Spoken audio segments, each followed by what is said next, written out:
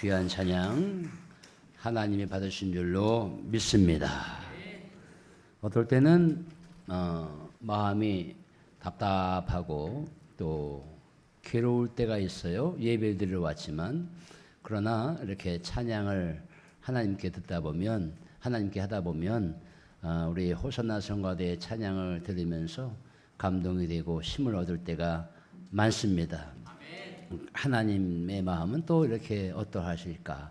하나님도 오늘 흡족하게 귀한 찬양을 받으셨으리라 그렇게 믿습니다. 모든 것이 은혜인 줄로 믿습니다. 한순간도 하나님의 은혜가 아닌 때가 없음을 믿으면 더 큰 복이 임하게 될 줄로 믿습니다. 우리는 요즘 누가복음 말씀을 보고 있습니다. 누가복음 이 한 권의 성경을 우리가 주일날 본다고 해서 너무 편협한 거 아닌가 생각하지 마시고요. 얼마든지 누가복음 말씀을 통해서 내가 알지 못했던 큰 은혜가 있을 것이다 라고 확신하면 그것이 저는 은혜가 된다라고 믿습니다. 성경은 어디나 우리가 펼치면 그 구조를 통해서 하나님이 주시는 놀라운 은혜를 받을 수 있어야 하는 것입니다. 저는 오늘 누가복음 말씀을 함께 나누면서 여러분에게 또 큰 은혜의 시간 하게 될 줄로 간절히 기도했으니 또 오늘 이 시간도 큰 은혜를 받는 우리 모두가 되시기를 주님의 이름으로 축원을 드립니다. 26절을 보시면 오늘 말씀이 이렇게 시작이 됩니다. 여섯째 달에 이렇게 시작이 됩니다. 여섯째 달에. 여섯째 달이라고 하는 것은 어느 시점으로부터 여섯째 달일까? 이런 말씀의 문장도 우리가 그냥 흘려보내지 마시고 한번 곰곰이 생각해 보십시다. 천사장이 사가랴에게 처음으로 나타난 후 그때로부터 6달이 지난 후 또 혹은 분향단에서 사가랴가 분향을 할 때 분향단 우편에 이제 천사장 가브리엘이 나타난 그때로부터 6개월이 지난 후 다시 말하면 엘리사벳이 잉태한 그 날로부터 해서 6개월이 지난 후에 이런 뜻이겠지요. 26절 말씀 보니까 천사 가브리엘이 하나님의 보내심을 받아 갈릴리 나사렛이라는 동네에 가게 되었다고 그렇게 말씀을 하고 있습니다. 누가 갔느냐? 가브리엘 천사가 갔다라고 이야기했습니다. 사가랴에게도 나타난 그 천사가 가브리엘이라고 한다면 오늘 역시 마찬가지로 나사렛에서 살고 있는 마리아에게 나타난 천사도 가브리엘 천사인 것입니다. 이 가브리엘 천사에 관한 천사의 이름이 성경을 읽다 보면 참 많이 나옵니다. 가브리엘은 도대체 어떠한 천사인가? 하나님의 비서실장과도 같은 천사인 것 같아요. 천사 중에서도 어떤 천사, 가브리엘 천사, 하나님의 심부름을 맡은 천사, 하나님의 말씀을 대신해서 백성들에게 전달하는 천사, 가브리엘 천사지요. 성경을 읽다 보면 천사의 종류가 몇 천사가 있습니다. 가브리엘 천사가 있고 미가엘 천사가 있습니다. 미가엘 천사. 가브리엘 천사는 하나님의 말씀을 대언하는 천사, 하나님의 심부름꾼이라고 한다면 미가엘 천사는 어떤 천사냐? 우리와 대신하여 싸워주시는 천사가 미가엘 천사입니다. 나는 아무것도 하지 않았는데 하나님께서 나를 대신하여 싸워주게 하는 천사가 있는데 그 천사가 미가엘 천사. 그러니까 이 미가엘 천사는 싸움꾼이에요. 군대 장관입니다. 용사 중에 큰 용사예요. 하나님을 대신하여 나를 대신하여 이 미가엘 천사를 보내주셔서 싸움을 하게 하는 이 싸움의 대장이 누구냐? 미가엘 천사다. 미가엘 천사. 하나님의 말씀을 대신하여 전하는 심부름꾼인 이 천사장 가브리엘도 있지만 미가엘 천사장이 있는데 출애굽기 23장 20절로 21절 말씀 보니까 이렇게 나와 있습니다. 내가 사자를 네 앞서 보내리니 내가 사자를 너희들 모세에게 하는 말씀이에요. 내가 사자를 너보다 앞서 보내리니 너가 광야를 지나갈 때에 그 천사가 먼저 앞장서서 너희들이 곤란하고 힘들 때마다 미가엘 천사가 나타나서 너희를 도와줄 거다. 이 미가엘 천사입니다. 계시록 12장 7절 말씀 보니까 하나님의 군대가 있는데 사탄과 싸우는 천사가 등장합니다. 계시록 12장 7절 말씀에 이 사탄과 싸우는 천사도 어떤 천사냐? 미가엘 천사입니다. 그러니까 가브리엘 천사는 하나님 말씀을 대신해서 이렇게 사가랴가 분향단에 분향할 때 딱 나타나가지고 사가랴여 무서워하지 말라 하나님 말씀을 전하는 그러한 천사장이 가브리엘 천사라고 한다면 이 미가엘은 우리를 대신하여서 우리가 곤란하고 힘들 때 우리의 힘이 부대낄 때 대신 싸워주시는 천사가 누구냐? 미가엘 천사입니다. 미가엘 천사.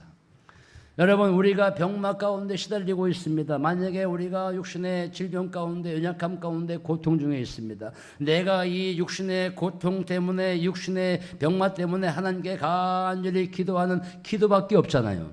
우리가 하나님께 간절히 기도할 때 이 병마와 싸워 이기게 하는 천사가 누구냐? 미가엘 천사입니다. 여러분이 살면서 고통 가운데 환난 가운데 있을 때 나를 대신하여 이것 좀 이길 수 있도록 도와줄 만한 힘이 없을까? 그 천사가 미가엘 천사입니다. 가브리엘 천사이든 미가엘 천사이든 여러분들의 삶 가운데 천사를 항상 만나시고 천사를 항상 환상 중에 만난다면 얼마나 큰 복이고 얼마나 큰 감사일까. 귀신은 많이 봤다고 그래. 사람들이 믿음 생활하면서 귀신은 내가 어젯밤에 귀신이 나타났어. 그런데 천사를 봤다는 분은 별로 없으신 것 같아요. 그러나 우리가 살아가면서 하나님의 천사가 나를 호위해서 나를 대신하여 나와 함께 기도하게 하시고 나의 고통 속에 이 고통을 물러가게 하시고 병마를 떠나게 하게 하는 그런 놀라운 천사가 내 옆에 있음을 삶 속에서 믿으시기를 주님의 이름으로 축원을 드립니다. 주님의 이름으로 축원을 드립니다.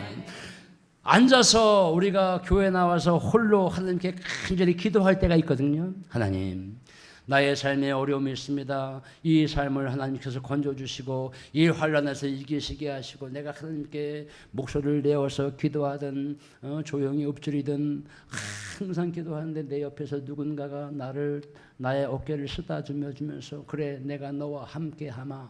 너 힘들지? 너 아프지? 고통스럽지? 그래 내가 너의 어깨를 쓰다듬어 주며 너를 일으켜 세워주며 든든히 우리 곁에서 우리에게 힘 주시는 천사가 있는데 그런 천사가 있다면 얼마나 감사합니까? 여러분, 이러한 천사 눈에 보이진 않지만 우리가 기도하던 중에 그러한 환상으로 그러한 감동을 받을 때에 그 천사가 우리 주변에 항상 계시다는 거예요. 하나님이 보내주신 천사가 항상 계시다는 거예요. 그 천사를 경험하시면 삶이 형통하게 될 줄로 믿습니다. 삶이 윤택하게 될 줄로 믿습니다. 그런 가브리엘 천사장이 오늘 마리아에게도 나타났는데 그냥 나타났다, 마리아에게 나타났다 그렇게 말하지 않고 부연 설명을 하고 있어요. 누가라고 하는 이 저자는 27절 말씀 보니까 뭐라고 말하냐? 다윗의 자손 요셉이라는 사람과 약혼한 처녀에게 이르니, 그러니까 그냥 마리아에게 이르니 이렇게 설명할 수도 있었을 텐데 누가는 반드시 그 앞에 다윗의 자손 요셉이라는 사람을 설명합니다. 부연 설명하는 거죠. 다윗의 자손이라는 단어를 꼭 넣고 싶은 거예요. 왜? 구약시대 유대인들은 이렇게 아브라함과 다윗의 혈통을 가진 계보를 굉장하게 중요시 여겼습니다. 그러면 하나님의 언약 백성이다. 누가는 그래서 그냥 마리아에게 가브리엘이 나타났다라고 말하지 않고 다윗의 자손 요셉이라는 이 단어를 문장을 넣었어요. 왜? 하나님의 자손이다. 앞으로 나타나게 될 예수님은 다윗의 자손이다. 아브라함의 자손이다. 이것을 반드시 연결해 주고 싶었기 때문에 누가는 그냥 마리아에게 나타난 천사장 가브리엘 이렇게 말하지 아니했다. 그런 말씀이지요. 그런데 오늘 정말 중요한 가브리엘 천사장의 선포가 있는데 저는 이 28절의 말씀 보면 너무나 은혜가 됩니다. 여러분 오늘 함께 이 시간에 여러분 이 누가복음 1장 28절의 말씀을 마음속에 좀 꼭 담아갔으면 좋겠어요. 이 천사장 가브리엘이 선포한 이 선포는 정말 저에게도 감동이 되고 여러분들에게도 감동이 되었으면 좋겠습니다. 왜냐? 세 가지로 가브리엘 천사장이 선포하거든요. 첫 번째 뭐라고 이야기를 하냐? 28절에 뭐라고 그래요? 은혜를 받은 자여. 28절 말씀 보면 은혜를 받은 자여. 그에게 들어가 이르되 은혜를 받은 자여. 은혜를 받았다는 거예요. 누가? 마리아가 은혜를 받았다는 거예요. 두 번째 은혜를 받은 자여. 두 번째 평안할지어다. 이렇게 인사를 합니다. 세 번째 연이어서 주께서 너와 함께 하시도다. 임마누엘 그런 뜻이잖아요. 주께서 너와 함께 하시도다. 은혜 받은 자요. 마리아에게 은혜 받은 자요. 평안할지어다. 주께서 너와 함께 하시도다. 최고의 인사를 받은 거예요, 마리아가. 여러분 살아가시면서 하나님으로부터 주님으로부터 음성이 들려올 때 은혜 받은 자요. 평안할지어다. 주께서 너와 함께 하시도다. 이 인사를 받는 것만큼 최고의 인사가 어디 있겠습니까? 어디 있겠어요? 여기 보니까 은혜를 받은 자여라고 그랬어요. 그러니까 앞으로 천사장 가브리엘이 마리아에게 너 앞으로 은혜를 받을 거야 이렇게 설명하는 것이 아니라 이미 완료형으로, 미래형이 아니라 완료형으로 너는 은혜를 받았어 이미. 여러분 구주교회 성도 여러분, 여러분들은 이미 하나님께로부터 은혜를 받은 자임을 믿으시기 바랍니다. 아멘. 주께서 함께 하시고 있다는 것을 믿으시기를 바랍니다. 아멘. 그러면 어떠하냐? 앞으로의 삶이 평안할 거다. 아멘. 은혜를 받은 자여 평안할지어다. 주께서 너와 함께 하시도다. 아멘. 저는 이 말씀을 이렇게 한번 생각해 봤어요. 다른 말로 하면 은혜 받은 자여 평안할지어다. 주께서 너와 함께 하시도다. 그런데 거꾸로 한번 생각을 해봤습니다. 주께서 너와 함께 하시기 때문에 평안한 것이고 평안하기 때문에 은혜 받은 것이고 은혜가 있기 때문에 평안한 것인데 제일 먼저 주께서 나와 함께 하시기 때문에 따라합시다. 주께서 나와 함께 하시도다. 오늘 이 시간에 주께서 나와 함께 하심을 전적으로 믿게 되시기를 주님의 이름으로 축원을 드립니다. 주님의 이름으로 축원을 드립니다. 모든 사람이 그렇게 누르셔야 돼요. 주님께서 나와 함께 하심을. 저는 이 은혜라고 하는 단어를 생각할 때 항상 제가 생각하는 방식이 있습니다. 은혜는 뭐냐? 도대체 은혜 받았습니까? 은혜 받은 자여 은혜가 있을지어다 라고 할 때 그 은혜라고 하는 게 무슨 뜻이냐? 나는 아무것도 한 일이 없는데 하나님께서 공짜로 거저 주신 선물이 은혜라는 거예요. 은혜. 이게 은혜입니다. 은혜를 어떻게 설명할 수 있을까? 그런 거예요. 나는 아무것도 한 일이 없는데 하나님께서 값없이 나에게 준 선물, 그것이 은혜인데 저는 세 가지의 어떤 은혜를 항상 생각해 봅니다. 첫 번째는 독수리 은혜를 생각해 보죠. 독수리 은혜. 독수리 은혜가 뭐냐면 이런 겁니다. 제가 낭떠러지 높은 데서 지금 막 떨어지는 거예요. 평상시는 늘 평안하다가 어느 순간에 큰 고난이 닥쳐가지고 낭떠러지 위에서 제가 지금 막 떨어져가지고 지금 저 밑에 바위에 부딪힐 상황이야. 그렇게 곤란함과 어려움과 환난을 당할 때가 있습니까? 없습니까? 우리가 삶 속에서. 하나님이 나를 건져주시지 않으면 나는 여기서 쓰러지고 망가지고 죽을 수밖에 없습니다. 이럴 때가 있습니까? 없습니까? 그럴 때 싹 독수리가 날아와서 나를 낚아채서 건져주시는 거지요. 독수리 은혜라고 저는 믿습니다. 여러분들이 독수리 은혜를 항상 경험하시기를 주님의 이름으로 축원합니다. 또 까마귀 은혜가 있어요. 까마귀 은혜. 까마귀 은혜는 뭐냐? 내가 배고플만 하면 그때 나에게 일용할 양식을 채워주시고, 내가 이렇게 어렵고 힘들 때 괴로울 때만 하면 그때마다 항상 뭔가 나에게 하나님께서 채워주시고 은혜를 허락해 주시고.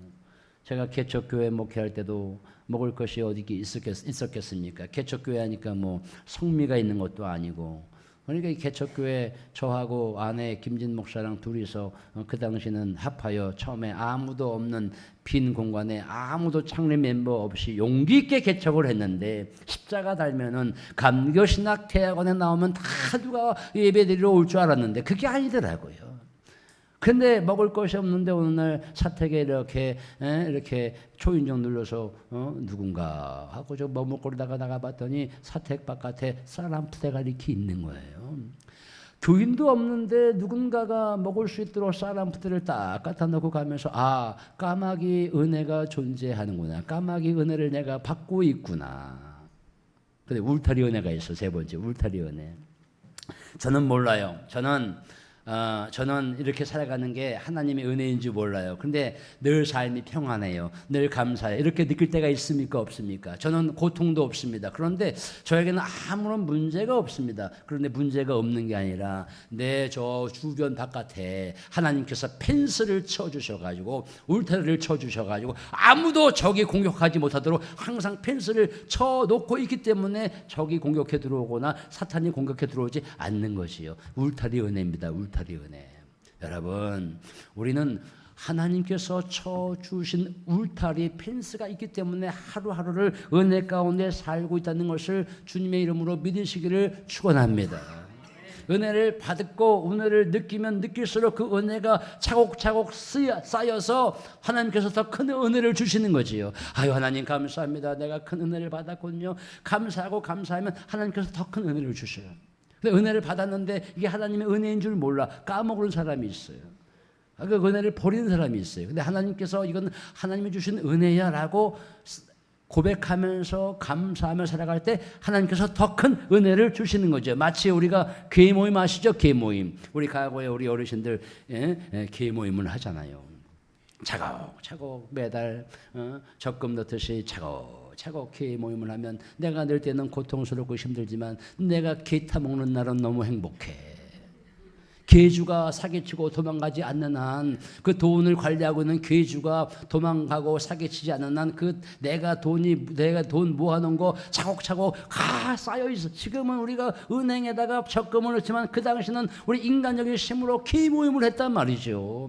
괴주가 도망가지 않는 한, 그래 내가 괴주에게 낸 그 분 돈이 참 많지. 차곡차곡 쌓여 있는 거예요. 하나님 나에게 주신 은혜가 참 많습니다. 차곡차곡 세워볼 줄 아는 그러한 믿음의 용사, 믿음의 종이 되시기를 주님의 이름으로 축원을 드립니다.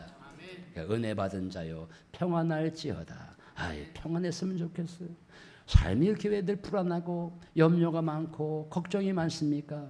높은 연봉을 받아도 걱정, 또 아이가 대학에 붙어도 걱정, 큰 평수의 아파트에 산다고 해서 걱정이 없습니까? 걱정 다 있습니다.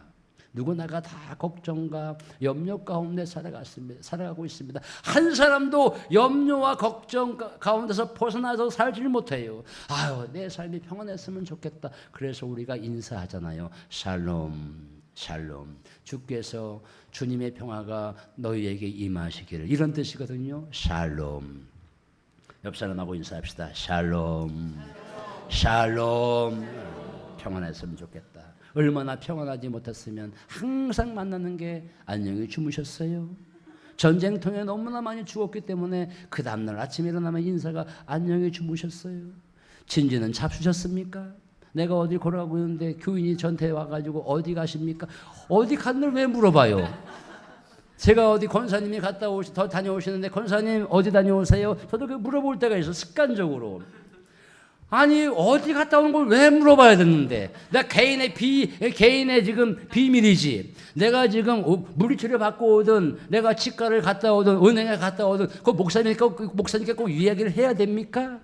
근데 전쟁통에 너무나 많이 죽어갔으니까 어디 다녀오십니까? 무사하셨습니까? 이런 거거든요. 그만큼 평안했으면 좋겠다.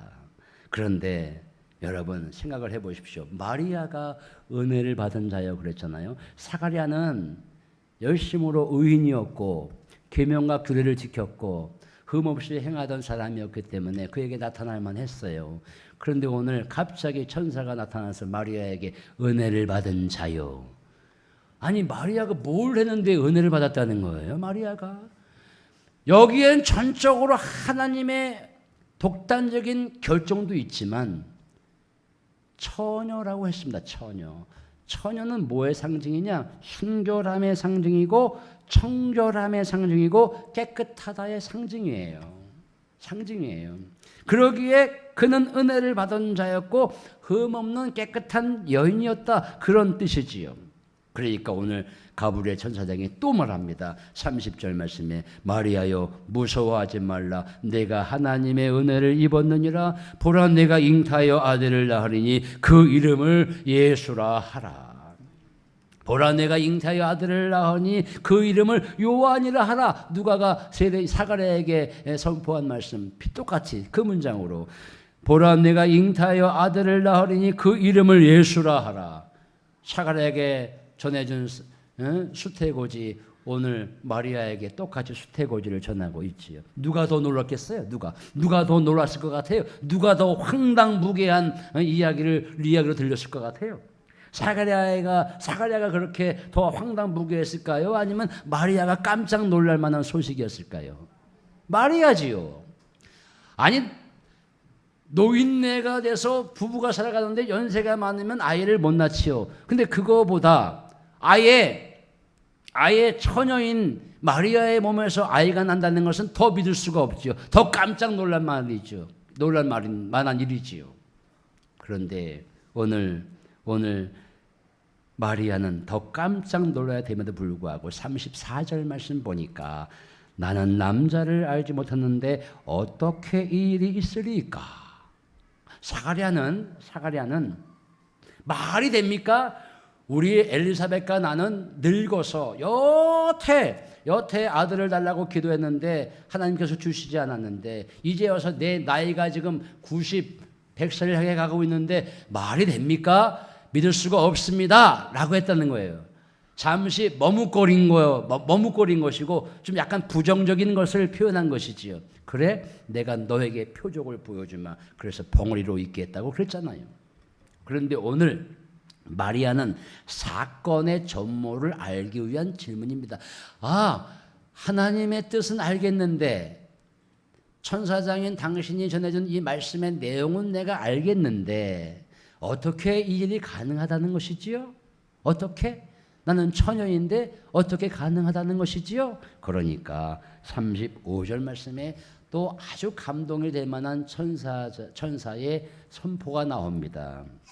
35절의 말씀 우리 함께 오늘 35절의 말씀을 함께 읽도록 하겠습니다. 1장 35절 시작. 천사가 대답하여 이르되 성령이 내게 임하시고 지극히 높으신 이의 능력이 너를 덮으시리니 이러므로 나실 바 거룩하신 이는 하나님의 아들이라 일컬어 주리라.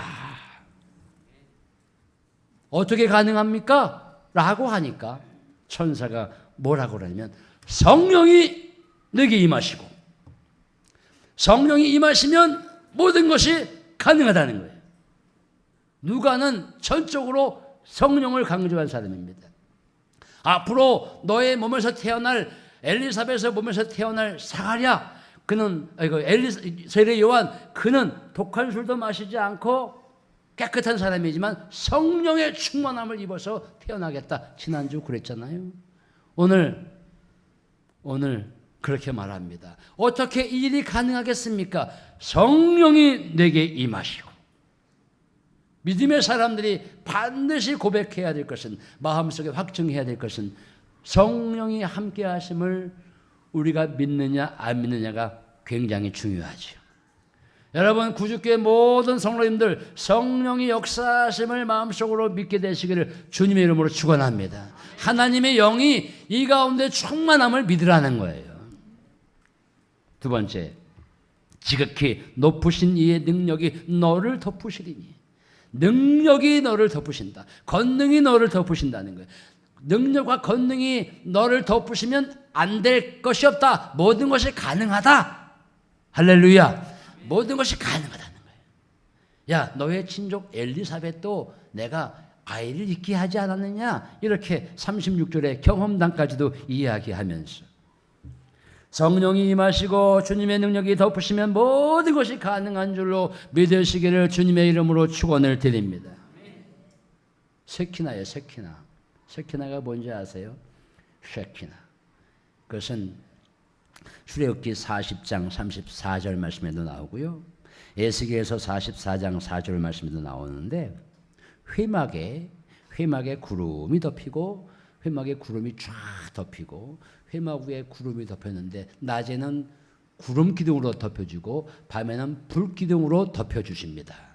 왜? 이스라엘 백성이 시내산을 지나서 광야를 거쳐가며 가나안 땅을 향해 갈 때 광야에서 회막으로 하나님께 예배를 드리지 않았겠습니까? 회막에 하나님이 임재하시는 모습이 회막에 구름이 잔뜩 덮이는 거예요. 장가게를 한번 가보니까 장가게 원각에 높은 데서 이렇게 보니까 쫙 낭떠러지 밑에는 다 저기 바위가 있고 사람들이 지나가는 곳이 평지가 있겠지만 그 위에 운해가 잔뜩 끼어 있습니다. 운해가 잔뜩 덮이면 장엄하고 웅장합니다.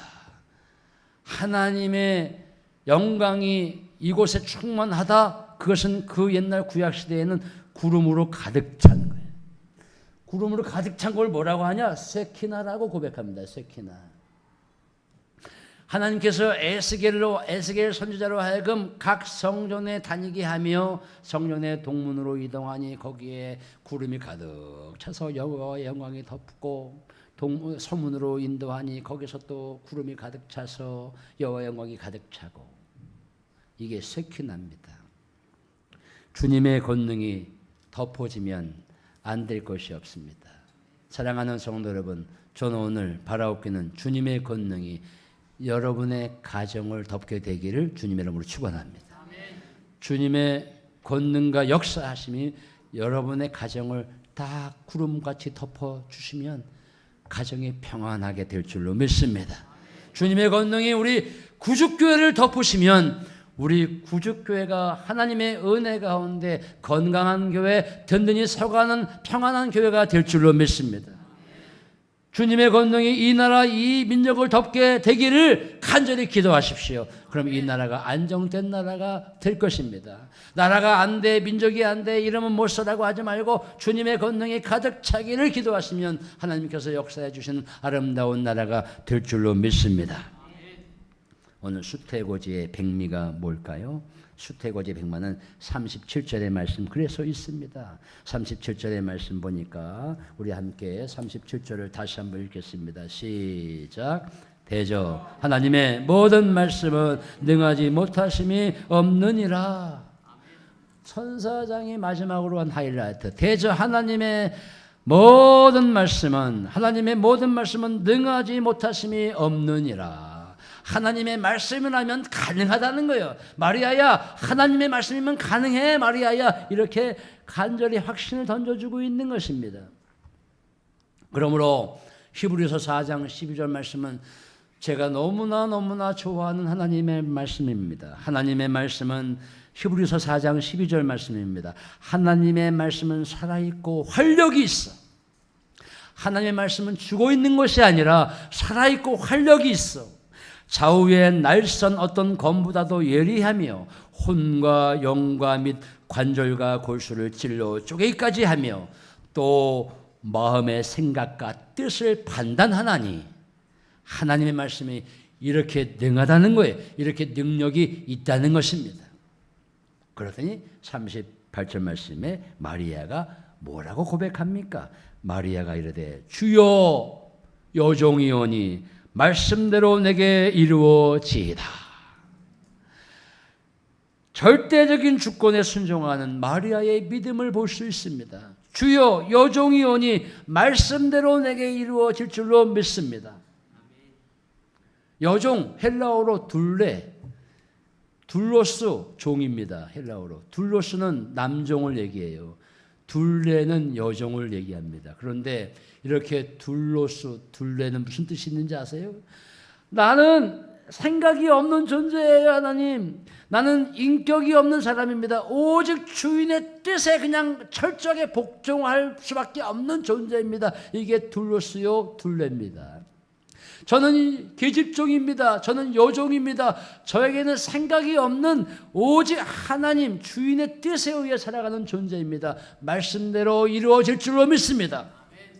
이게 오늘 마리아의 고백입니다. 그렇게 했더니 천사가 떠나가니라. 누가복음 말씀 들으시면서 은혜가 되십니까? 은혜가 되십니까? 은혜 받은 자여 평안할지어다. 주께서 함께 하시도다. 이 말씀이잖아요. 성령이 내게 임하시면 주의 권능이 너를 덮으시리니 그러면 불가능한 것이 없다. 모든 말씀은 능치 못하심이 없다. 능하지 못하심이 없다. 모든 말씀은 능하게 한다. 가능하게 한다. 오 주여 말씀대로 이루어질 줄로 믿습니다. 이렇게 순종의 삶을 살아가서 여러분의 삶이, 여러분의 가정이, 이 나라가, 이 민족이, 우리 교회가 평안한 복된 그런 놀라운 역사가 있게 되기를 주님의 이름으로 축원을 드립니다. 기도하겠습니다.